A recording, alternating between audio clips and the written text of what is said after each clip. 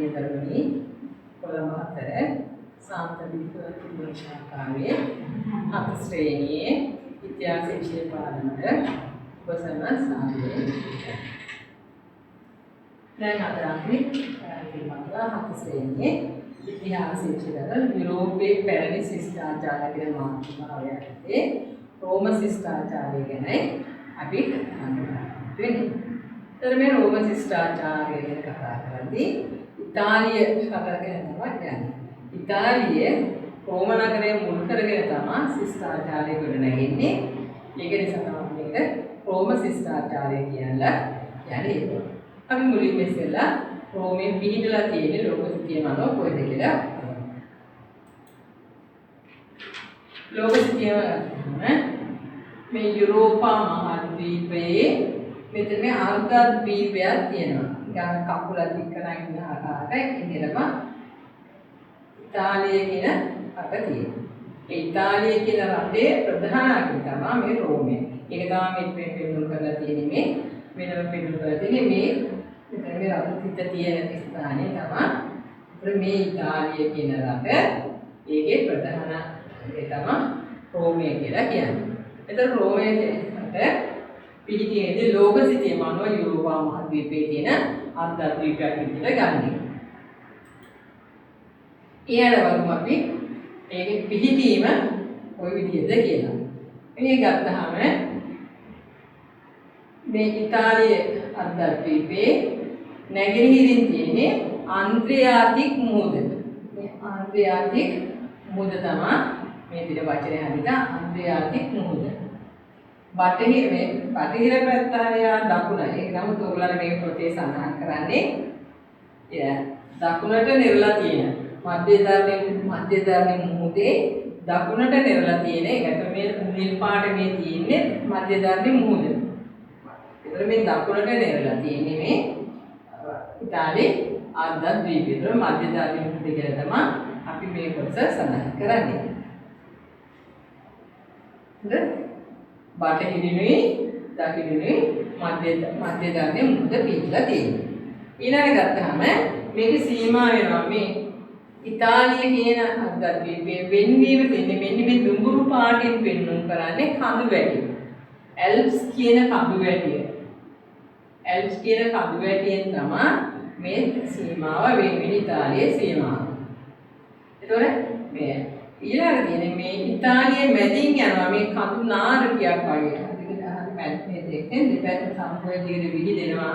ඒ කඳු වැටියක් කියන්නේ ඇපිනයන් කඳු. ඇපිනයින් කඳු වැටිය මෙතන කියන්නේ ඇපිනයින් කඳු වැටිය කියන එක. ඒතර මේ ඉතාලියේ වෙන් කරන සීමාවෙන් කඳු වැටිය ඉතාලිය හරහා යන දිගේ කඳු වැටිය නාමකය ඇපිනයින් කඳු වැටිය කියලා කියනවා. ඊළඟ මේ ඉතාලියේ ඊළඟ වැදගත් තමයි ගංගාව. මේ ඇපිනයින් කඳු වැටියෙන් පටන් අරගෙන ඊපස්සේ ගංගාවත් යනවා ටයිබර් ගඟ. ටයිබර් ගංගාව.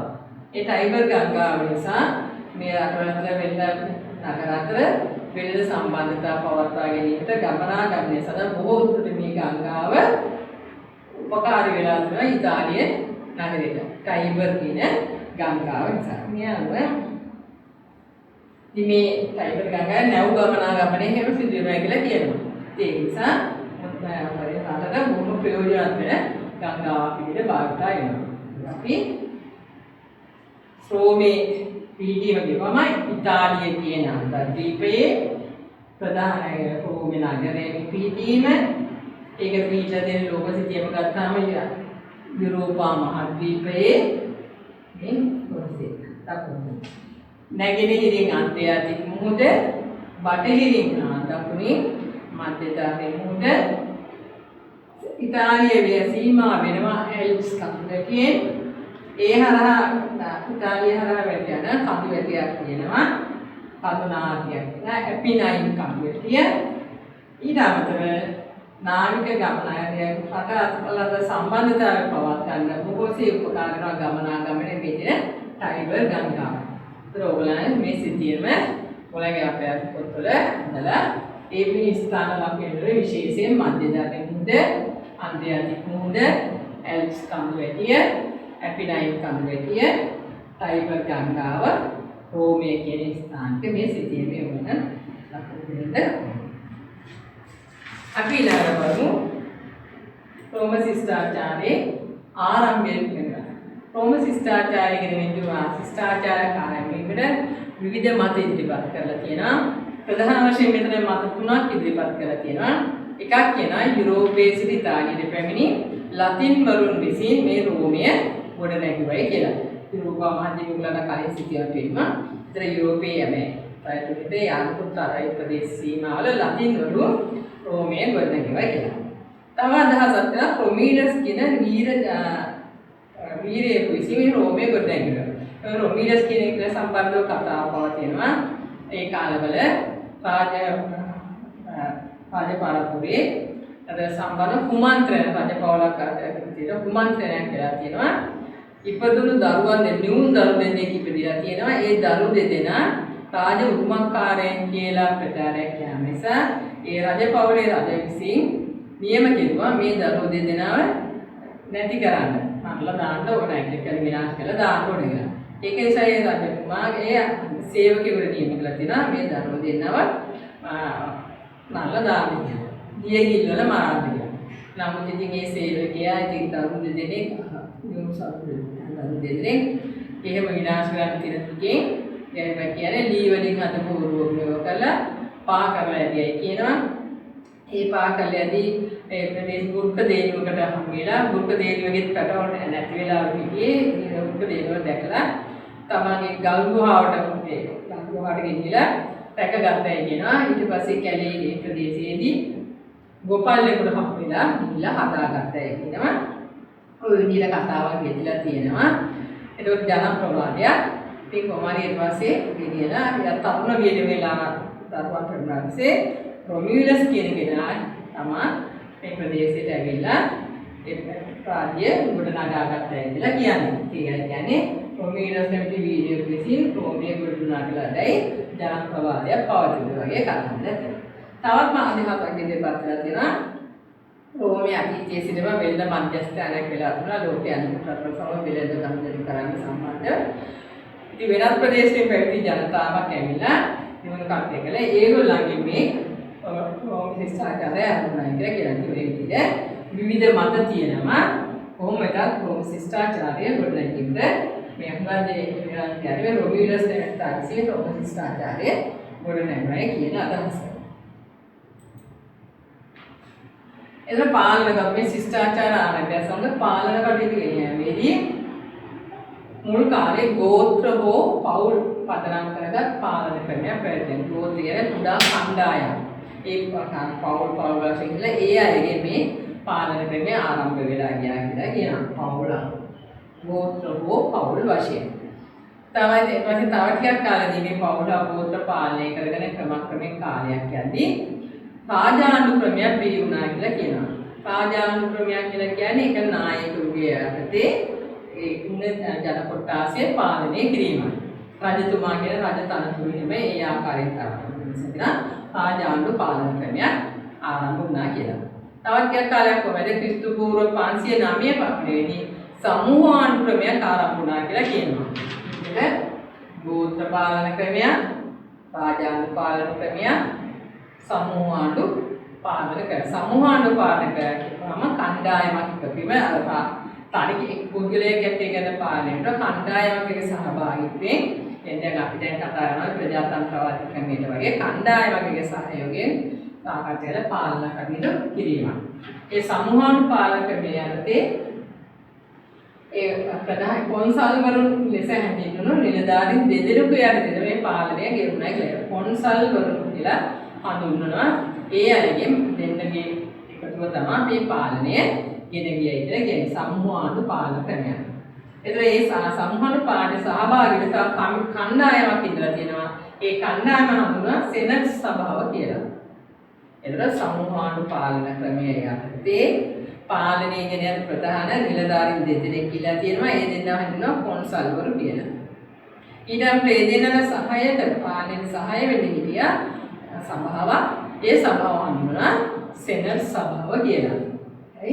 සමූහාණ්ඩු ක්‍රමයට කොන්සල්වරු නිසා හැඳින්වූ නිලධාරීන් දෙදෙනෙකුට පාලන බලතල ලැබිලා තිබෙනවා. ඊට සහාය දැක්වීමට සෙනට් සභාවක්ද පැවතුණා කියලා.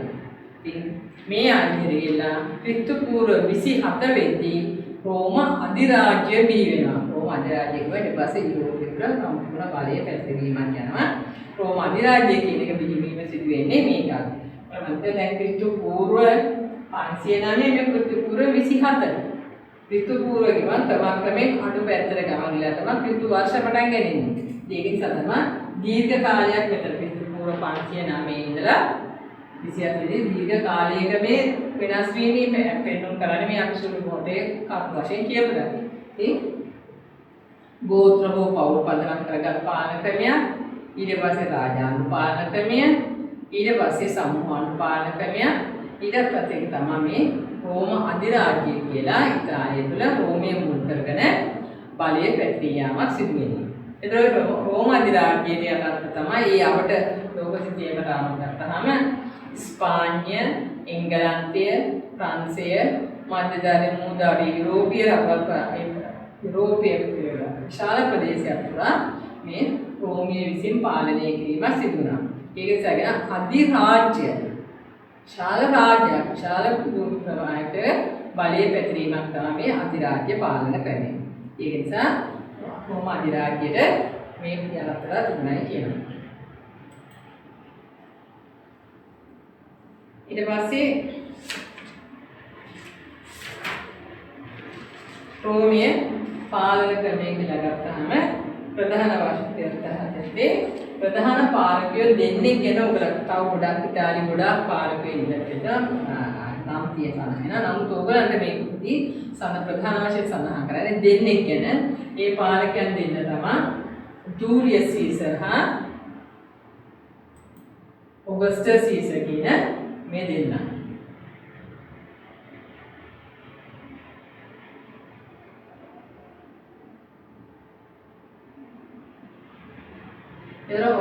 මුලින් කියන්නේ ජූලියස් සීසර් නම් පාලනය මුලින් ගන්නේ ඔගස්ටස් සීසර් මේකේ ජූලියස් සීසර් කියපුවාම මේ රජතුමාගේ ඒක පිළිපදයක් තමයි අපිට පෙන්වන්න කරන්නේ බොහොම විතර නිර්භීත පාලකයෙක් විදිහට යුද්ධ කටයුතු වලට බොහොම දක්ෂතාවයක් දක්වලා තියෙනවා. රණසූරිය කියලා කියන්නේ යුද්ධ කටයුතු මෙහෙයීමේ හොඳ හැකියාවක්. ඒ වගේම රට යුක්තිගරුකව රට රෝමයේ පාලනය කෙරුවා කියලා. ඒ කියන්නේ සාමාන්‍ය හොඳට රට පාලනය කරපු කෙනෙක් විදිහට තමයි මේ ජූලියස් සීසර් කියන පාලකයාව හඳුන්වන්නේ. ඊළඟ මේ කීර්තිමත් පාලකයා තමයි ඔගස්ටස් සීසර්. කියනවා රෝම අධිරාජ්‍යයේ පළමුවන පාලකයා ඔගස්ටස් සීසර් කියලා. ඔගස්ටස් සීසර් පාලකයාව. ඉතින් මේ වගේම එතුමාගේ පාලන සමයේ ඉතාලියේ දියුණුව ස්වර්ණමය යුගය කියලා. ඒක හොඳම යුගයක් කියලා කියනවා. ජනතාව හොඳින් සේවය වෙලා රටේ දියුණුව ඇති වෙලා හොඳ දියුණු තත්ත්වයක පැවතුන නිසා ස්වර්ණමය යුගය කියලා කියන්නේ අනේ හේතු නිසා රට හොඳ ශාස්ත්‍රීයව දිච්ච කාලයක් කියන එක. ඉතින් මේ පාලකයාගේ කාලෙදී ගොඩනැගිලි දිගින් බොහොමයක් සිදු වෙලා තියෙනවා. ගෘහ නිර්මාණය අතින් කලාත්මක අංශවල දියුණුවක්. ඒ අතර ප්‍රධාන ගොඩනැගිලි දෙකක් තමයි කියන්නේ කොලොසියම් ගොඩනැගිල්ල හා කැරකැල්ලා කියන නාමය. මේක ක්‍රීඩාකාර එලිමහන් ගොඩනැගිල්ලක් විදිහට හඳුන්වනවා. කැරකැල්ලා කියන්නේ නාන රටාගේ මෙතුමාගේ කාලේ විශේෂී ගොඩනැගිලි විශාල ගොඩනැගිලි දෙකක් විදිහට හඳුන්වනවා. ඒ වගේම ඔගස්ටස් සීසර් පාලකයාගේ කාලේ තමයි බෙත්ලෙහෙම යේසුගේ උපත්ය සිදු වුණා කියලා කියන්නේ. රෝම අධිරාජ්‍යයේ යටතලා තිබෙන ජෙරුසලම් මාසල බෙත්ලෙහෙමදී යේසුගේ උපත සිදු වුණේ මේ ඔගස්ටස් සීසර් පාලකයාගේ කාලේ ඉඳලා අනෙක් මේ කරනවා. ඒතර අපි ජන ජීවිතය ගත්තාම රෝම ශිෂ්ටාචාර සමයේ ජන ජීවිතය ගැන මේ කතා කරන්නේ පාලක වෙදී. පවුලක ප්‍රධානියා පියා ඉඳගන්නවා කාන්තාවට සමාජයේ විශාල බලයක් හිමිලා තිබෙනවා. හේතුව දැන් සමහර රටවල කාන්තාවන්ට නිසිතරක් ලැබුණේ නැහැ. කාන්තාව ඉදිරියට යවන්නේ නැහැ. ගෙවල් වලටම සීමා වෙලා ඉන්නවා. නමුත් මේ සමාජය තුළ කාන්තාවට විශාල බලයක් තිබුණා කියලා කියන සමාජයේ ඉහළ තනතුරු උසස් තනතුරු වල හැකියාවල් වල නිකුත් වීමකුත් දක්නට ලැබුණා කියලා කියන කාන්තාව. ඒ වගේම මව පූජනීයත්වයෙන් තාම ගරු සැලකිල්ල දැක්වීමත් මවට දැක්වුවා තමගේ පූජනීයත්වයෙන් දැන් දෙවියන්ට අරනවා වගේ ඊටම හොඳින් තමගේ මවට ගරු කෙරුවයි කියලා. ඒ කියන්නේ මම පූජනීයත්වයෙන් සලකනු ලැබුවයි කියලා. ඊළඟ දැන් නීතියට සම්බන්ධ සමාජය සමස්ත සමාජය ප්‍රධාන වශයෙන් කොටස් තුනකට බෙදලා තිබුණා. බෙදලා තිබුණා කියන්නේ ජනතාව විසින්ම ඒ ආකාරයෙන් එක එක විදිහට ඒගොල්ලන්ව කොටස් කර ගැනීම ප්‍රභූන් සාමාන්‍ය ජනතාව වහලුන් වශයෙන් ප්‍රභූන් කියන්නේ පාලකයාගේ හැර රට පාලනය කරකට සම්බන්ධ වෙන ඊළ පැලැන්තිය රදල පැලැන්තිය කොටස ජනතාව සාමාන්‍ය රටේ කටයුතු කරන සාමාන්‍ය ජනතාව වහලු ඉතා කියන්නේ බර වැඩවල ගෙවල් කුලි වැඩ හා අපිරිකාවට කුලි වැඩ හා සමානයි. උගා වැඩ කෙරෙන්නේ සම්පූර්ණ වහලු ලවා තමයි අද මාලිගාවල් වල රටේ වැඩ ලැබගත්තේ මේ වහලුනේ. වහල් සමාජයක් ඉඳලා තියෙනවා. ඒ ආකාරයේ සමාජයේ කොටස් තුනකට බෙදලා තියෙනවා. ප්‍රභූන් සාමාන්‍ය ජනතාව හා වහලුන් වශයෙන්. ඒ වගේම ඉතාලියේ බොහොම නගර නිර්මාණයක් ඉතා දියුණු තත්ත්වයක තිබිලා තියෙනවා. ඒක නගර නිර්මාණයේ විශාල ගොඩනැගිලි හැටි මේ අවස්ථාව නම් වෙනාන කතාවේ නිර්මාණය කිරීම පාලම් පාරවල් දාලා මේ ආකාරයෙන් බොහොම සැලසුම් සහගත නගර නිර්මාණය වීමක් සිදුනා කියලා කියනවා. සැලසුම් සහගත නගර පිළිකිරීම. දැන් ගමක් දියුණු වෙන්නේ පාරවල් එනවා ගොඩනැගිලි එනවා වාහන පහසුකම් එනවා. ඒ වගේ නොයෙකුත් පහසුකම් ඇති වෙන එක තමයි නගරයක් තත්ත්වෙ වෙන්නේ. ඒතර ඊටම ප්‍රමාණිකව සැලසුම් සහගත ලෙස මේ නගර බිහිවීමක් ඉතාලියේ සිදු වෙලා තියෙනවා. රෝමයේ මුල් කරගෙන ප්‍රභූ ජනතාව සුඛෝපභෝග සැප පහසු විශාල ගොඩනැගිලි නිවාසවල ජීවත් වෙලා තියෙනවා. ඒ වගේම ජල පහසුකම් සෞඛ්‍ය ආරක්ෂා ගැන විශේෂ සැලකිල්ලක්. දැන් ජල පහසුකම් කියන්නේ ජලය ලබා ගැනීම ජල නල පද්ධතියේ කාර්යවල වෙන සෞඛ්‍ය ආරක්ෂාව සම්බන්ධ තේ අවශ්‍ය ගොඩනැගිලි නිර්මාණය වීමයි. ඒතර ඉතාලි රෝම ශිෂ්ටාචාරය තුළ ප්‍රභූ ජනතාව සුඛෝපභෝගී ජීවිත අතේවාගේම සුඛෝපභෝගී නිවාසවල ජීවත් වුණා. ඒතර ඒ සුඛෝපභෝගී තත්ත්වයට අදාළ වෙනවා මේ ජල පහසුකම් සෞඛ්‍ය ආරක්ෂක ගැන සැලකිල්ල දැක්වීම. ඒ වගේම මාර්ග තැනීමේදී පාලන තැනීමේ ශිල්පය ගැන විශේෂ දැනුමක් ප්‍රභූවරුන් සතුව තිබුණා කියලා කියනවා. සැලසුම් සහගත නගර ඉදිරීම ප්‍රභූ ජනතා නගරවල සුඛෝපභෝගී නිවාසවල ජීවත් වීම ජල පහසුකම් හා සෞඛ්‍ය ආරක්ෂාව ගැන විශේෂ සැලකිල්ලක් දැක්වීම පාලන තැනීමේ ශිල්පය ගැන විශේෂ දැනුමක් ප්‍රභූවරුන් සතුව තිබුණා කියන දියුණු තත්ත්වයක් රෝම ශිෂ්ටාචාරය තුළ ගොඩනැගිලා කියනවා.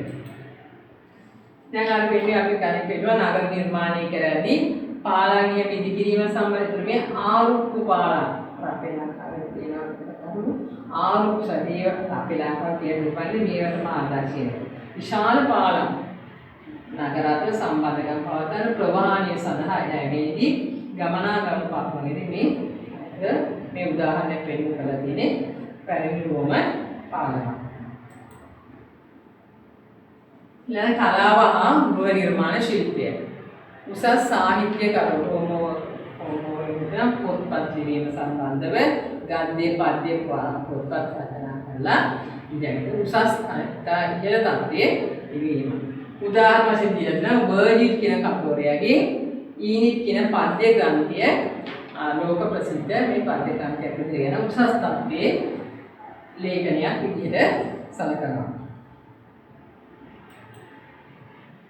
ගෘහ නිර්මාණයේදී ඒකට අවශ්‍ය ගොඩනැගිලි නිර්මාණය කිරීම. නාට්‍යශාලා, එලිමහා රංගපීඨ කලාකාරයෝ වෙනවා. උදාහරණ අර අපි කලිනුත් කියපුදී කොලොසියම් එලිමාන් ක්‍රීඩා පිටිය. අපි ඔබට සීස ගැන කියන්නේ කිව්වා. කොලොසියම් කියන ගොඩනැගිලි ගැන කොලොසියම් එලිමාන් ක්‍රීඩා පිටිය. මේ පිටු කරන්නේ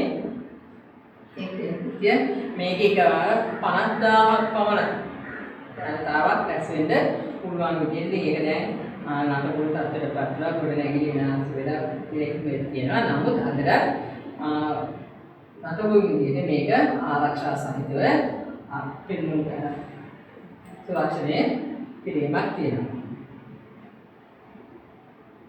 පුද්ගලයන් 50000කට පමණ එකව රැස්විය හැකි විශාල අලංකාර පිටියක්. ඒ වගේම ලෝක මේ කොලොසියම් පිටිය ලෝක පුදුම හදෙන් එකකට ඇතුළත් කරලා ඒකේ විශ්විතභාවය නිසා. තව දෙයක් තමයි පැන්තියන් දේවස්ථානය ගොඩනැගිලි නිර්මාණය කිරීමේදී සුවිශේෂී ලක්ෂණයක් වෙන විශිෂ්ටත්වයක්.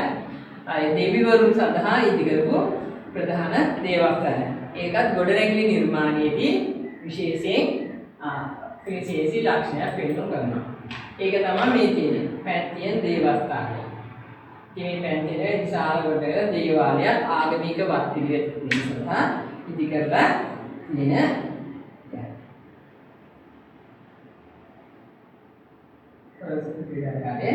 මේ ආකාරයේ කලාවයයි ලෝ නිර්මාණයේ තියෙන්නේ නාට්‍යශාලා එලිමහා රංග පීඨ ඉදිරියේම උදාහරණයක් පොරොසෙල් පීඨාගාරය ඒ වගේම පැන්තියන් දේවස්ථානය.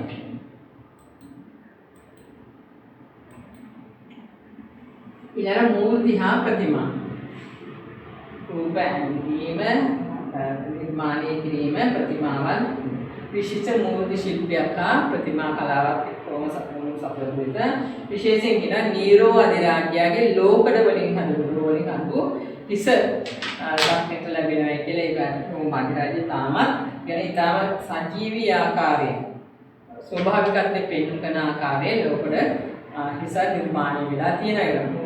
මූර්ති කලාවේ ජීවමාන ස්වරූපයේ නිර්මාණය කරති අගනා කලාවක් විදිහට මේ පෙන්වන්න කරනවා. මොකක්ද නිරෝගී ලෝකඩ හිස.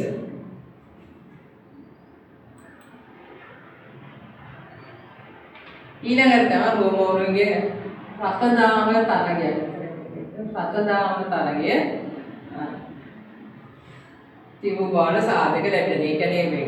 තරග පවත්වලා තියෙනවා රත තරග දෙයියන් කිරීම ඒ වගේම විශේෂයක් තමයි සතුන් යොදවල සතුන් හා මිනිසුන් අතර සතුන් අතර සටන් පවත්වන ඒ වගේ නැරඹීමක්. මේ ඔයගොල්ලෝ මේකේ පින්තූරයෙන් පෙන්වන්න වෙන්නේ මේක පාලකයා මිහිඳ ප්‍රභූවරු සිරිත් ඒවා නලබනවා ඒ වලින් සතුටු වෙනවා මේ සටන් කරදී සමහර මිය යන බොහෝ අය මිය යමයි කියලා කියනවා මේ ඒගොල්ලන්ගේ සටන් ක්‍රමේ ජයග්‍රහණ නැත්නම් මෙයා මේ බලන පාර්වන මරා දෙනවා. ඒ වලින් මේ අය සතුටක් ලැබෙති. ඒක ඒගොල්ලන්ගේ විනෝද ක්‍රීඩාවක් විදියටත් වෙනවා. ඒකයි කියන්නේ සේනියන් වැනි සතුන් යොදාගෙන පැවතු ක්‍රූර බිහිසුණු සටන් වලට වුන් කැමැත්තක් දැක්වුවා. බොහෝ වෙලාවට වහලු තමයි යොදා ගැනීමක් සිදු වෙනවා. සතුන් හා වහලුන් යොදලා කරන ඒ ආකාරයෙන් තරග තිබුණා කියලා. මේ සඳහා වහලුන් සහභාගීත්වයට විශ්වාස කෙරේ. කොහොම හරි ක්‍රීඩා සම්බන්ධයෙන් විශේෂයි. වෙනද සම්බන්ධතා ඊළඟට රෝමය අර කලින් කිව්වා රෝම ශිෂ්ටාචාරය ආරම්භ වෙන්නත් හේතුව වෙනද සම්බන්ධතා මගින් ආපු කණ්ඩායමක් විසින් ආරම්භ කරන්න තිබුණා. ඒක ඈත අතීතයේ ඉඳලාම රෝමය ඉතාලිය මුල් කරගෙන ඉතාලියේ රෝමය මුල් කරගෙන මේ වෙනද සම්බන්ධතා තිබෙනවා. පෙරාපුර දෙදික කියන්නේ ලෝකයේ නැගෙනහිර හා බටහිර ලෝක අතර ලෝකීය රටවල් අතර සම්බන්ධතාවය. පෙරදිග හා අපරදිග කියන රටවල් අතර වෙනද මධ්‍යස්ථානයක් තිබුණු බව.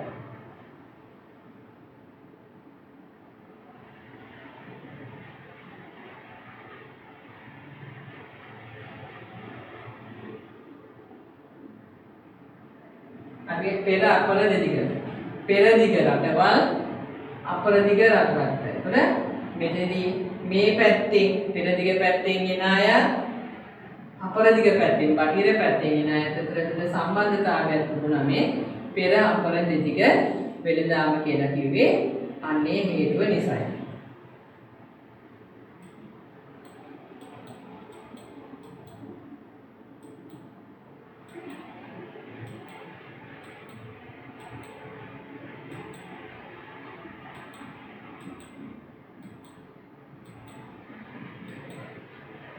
මධ්‍යධානි මුහුදාවට රටවල් සමග වෙන්න ඉන්දියාව, චීනය, ලංකාව වැනි ආසියාතික රටවල් සමග වෙළඳ සම්බන්ධයක්. ඔයගොල්ලෝ කලින් පෙන්නනවා මධ්‍යධානි මුහුද කියන්නේ ඉතාලියේ නෙරලා තියෙන මධ්‍යධානි මුහුදට. ඒතර මධ්‍යධානි මුහුදාවල තියෙන රටවල් සමග වෙළඳ සම්බන්ධතා පවත්ලා තියෙනවා. ඒ වගේම ආසියාතික රටවල් තමයි මේ ඉන්දියාව, චීනය, ලංකාව කියන්නේ. ඒ රටවල් සමග පෙරදිග කියලා පෙන්වුම් පිළිවෙල නැගෙනහිර පැත්තේ ඒ රටවල් සමග මේ වෙළඳ සම්බන්ධතා කරගෙන වෙළඳ ගනුදෙනු සිදු වෙලා තියෙනවා. ඈත අතීතයේ සිටම වෙළඳාමට මූලස්ථානයක් ප්‍රතිස්ථානයක් තමයි මේ ඉතාලිය. ඒක උදාහරණයක් පෙන්වන්න කරන එකට මේ වෙළඳ සම්බන්ධතාවයේදී ගමන ආයේදී අපේ ලංකාවේ ඒ කාලවල සම්බන්ධතාවයක් තිබිලා තියෙනවා කියන බවට ලංකාවේ බාතිකාභය රජතුමා රුවන්වැලි සෑය සැරසීම සඳහා මුදුගැමුණු රජතුමා හඳුන්වන්නේ රුවන්වැලි සෑය. ඊට පස්සේ රජකාල පත්වෙච්ච මේ බාතිකාභය කියන රජතුමා ඒක අලංකාර කිරීම සඳහා රෝම රටෙන් පබළු ගෙන්නූ බවට කියන සමහර පොත්වල සතු පබළු ගෙන්නුවා කියලා අලංකාර කරලා සැරසලා ගෞරවයක් දැක්වීමක් වශයෙන් මේ තුන. ඒකෙන් මේ පෙන්වුම් කරන්නේ අපේ ලංකාවත් ඒ අතීතයේ ශිෂ්ටාචාර සමේත මේ රෝමයන් සමග වෙළඳ සම්බන්ධතා පවතුන බවට උදාහරණයක් කියන්නේ. ඉතින් මේ ආකාරයෙන් රෝම ශිෂ්ටාචාරය නිසා අද ලෝකයට උරුම වෙච්ච අද ලෝකෙට පැතිරලා ගිය පවතින දේවල් තියෙනවා. අපි ඒවා ලෝකෙට උරුම වූ දායාදයන් වශයෙන් තේරෙනවා සඳහන් කරනවා. පාලම් තැනීම, ජල නල හෙලීම, මන්මාවත් තැනීම කියන අය අතරින් තාක්ෂණයේදී රෝමේ දියුණු තත්ත්වය තිබුණා. මුළු යුරෝපයේම දියුණු තත්ත්වය. පාලම් හැදීම උගත කලින් ගන්න පිටුරෙන් පෙන්වුම් කරුවේ ආරූපාය විශාල පාලම් ජල නල එළිකයි ජල පහසුකම් ලබා ගැනීම සඳහා බක දාලා ඒ ජල නල එළීම කියලා කියන්නේ ඒ හේතුවයි. පහ පාරවල් තුළ මේකක එකක් සම්බන්ධතාවයක් තියෙනවා. පාරවල් තැනීම, මම්මාවත් තැනීම ඉතින් මේවා දියුණු තත්ත්වෙ හොඳ දියුණු තත්ත්වෙ කියන්නේ තාක්ෂණයේ අති දියුණුයි කියන එක පෙන්වන කරන රෝම ශිෂ්ටාචාරයේ මේ යුරෝපය තුල. ඒ වගේම කාතෝලික හිතු දහම ලෝක පුරා ව්‍යාප්ත කිරීමට පැතිරී යාමට අපි ජෙරුසලම් බෙත්ලෙහෙම ප්‍රදේශයේ අතර දැන් ඉතාලියේ රෝම ශිෂ්ටාචාරය සමගම ලෝකයේ පුරා හිතු දහම පැතිරී යාමට හේතු නැයි කියලා කියනවා. ඒ වගේම රෝම නීති ක්‍රමය දැන් අද අපේ ලංකාවේ තියෙන නීති ක්‍රමය කියනවා රෝම ලන්දේසි නීති ක්‍රමය කියලා. ඒතර මේ ජනතාවගේ සම්බන්ධව යුතු අයිතිකම් සොයා බලලා ඒවා ක්‍රමානුකූලව ක්‍රියාමාර්ග ගැනීම සම්බන්ධ නීති සකස් කිරීම බොහෝ දුරට මේ රෝමෙන් ආරම්භ වෙලා තිනවා. ඒ නිසා ලෝකෙට ලැබිච්ච දායාදයකට මේ රෝම නීති ක්‍රමය හඳුන්වා දෙනවා.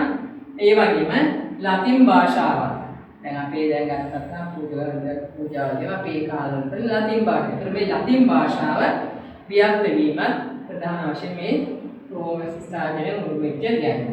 ඒ වගේම රෝම ගෘහ නිර්මාණ ශිල්පය. ගොඩිතා උසස් තත්ත්වයේ විශාල ගොඩනැගිලි නිර්මාණය කිරීම වැඩගත් වෙන ලෝකෙට ලැබිච්ච දෙයක්. මේකට උදාහරණ කලින් පෙන්නනවා අර කොලොසියම් ක්‍රීඩාගාරය, පාතින පැන්තියන දේවස්ථානය, ඒ වගේම කැරකැල්ලා කියන නාන තටාක ඒවා උසස් තත්ත්වයේ ගෘහ නිර්මාණය. ඒවල ආදර්ශයන් තමයි ලෝකයේ අනිත් රටවල් වලට ආසියාතික රටවල්වලම ව්‍යාප්ත වෙලා කියලා කියන්නේ. ඒ වගේම අධිරාජ්‍ය හා අධිරාජ්‍ය පාලනය. විශාල ප්‍රතිශතකර එක පාලකයෙකුගේ යටතේ පාලනය කිරීම තමයි මේ අධිරාජ්‍ය කියලා. අධිරාජ්‍ය පාලනය ආරම්භ වුණේ රෝම ශිෂ්ටාචාරයෙන්. ඒ නිසා රෝම ශිෂ්ටාචාරයෙන් ලෝක උරුම වූ දායාද විදිහට පාලන තැනීම, ජල නල එළීම, මංගාවත් තැනීම, තාක්ෂණයේ දියුණු තත්ත්වයක් තිබුණා තියෙනවා. පිටු දහම පැතිරී යාම, රෝම නීති ක්‍රමය හඳුන්වා දීම, ලතින් භාෂාව, රෝම ගෘහ නිර්මාණ ශිල්පය, අධිරාජ්‍ය හා අධිරාජ්‍ය පාලනය. මේ ආකාරයෙන් රෝම ශිෂ්ටාචාරය ආරම්භ වීම සමග ලෝ පුරා මේ ආකාරයෙන් පැතිරී යාමක් සිදු වෙනවා. ඉතින් දරුවනේ ඕගොල්ලන්ගේ මේ පාඩම තුලින් අපේ ආරම්භක රෝමයේ යුරෝපයේ මුල් කරගෙන රෝම අධිරාජ්‍යයක් පිහිටුම දක්වා ශිෂ්ටාචාර ආරම්භයේ සිට අධිරාජ්‍ය පාලනය බිහිවීම දක්වා මේ ක්‍රමානුකූලව විස්තරය තමයි කිව්වේ. ඔයගලන්ට විතර පොත්වල අභ්‍යාස වගේක් කියලා තියෙනවා. ඒ අභ්‍යාස කරලා ප්‍රශ්න උත්තර දෙනවා. ඒ ස්ථානට අදාළ සුසු යැදෙන පින්තූරු අලවල ඒ පාඩම් සම්පූර්ණ කරලා අභ්‍යාස කරලා අලංකාර සැලසුම් කරලා ඒ අභ්‍යාස කර පින්තූරු සාකච්ඡා. ඉතින් මේ ආකාරයෙන් රෝම ශිෂ්ටාචාර පාඩම සම්බන්ධ ප්‍රසන්න ස්තුතියි.